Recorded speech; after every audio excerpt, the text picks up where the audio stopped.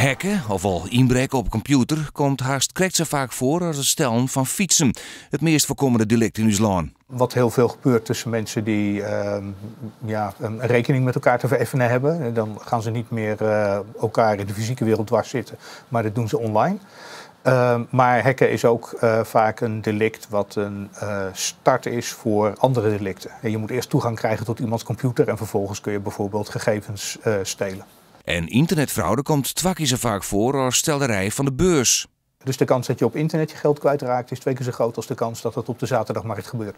Criminaliteit op internet komt dus een heel soort voor. Het besef is was nog net heel grut. Lid stingen dat het grutskala ompakt wordt. De hele introductie van de auto in de samenleving, dat heeft ook zeker in het begin heel veel problemen opgeleverd. In de jaren 70 hadden we 3000 verkeersdoden per jaar. Dus er waren enkele verkeersdoden per dag, misschien wel soms 10. En inmiddels zijn het er een paar honderd. En daar hebben we ook geleerd om van allerlei maatregelen te nemen voor de verkeersveiligheid. Om te zorgen dat we minder slachtoffers hebben. Nou, iets dergelijks zullen we ook moeten presteren nu op digitaal gebied. Stol zei dat deze criminaliteit wel hield iets meer omdenken krijgt. En dat is nevens hem ik bot nodig. Droeg maar wat te gebeuren. Liek als de grote steuring bij ING vorige week. En er is grote paniek.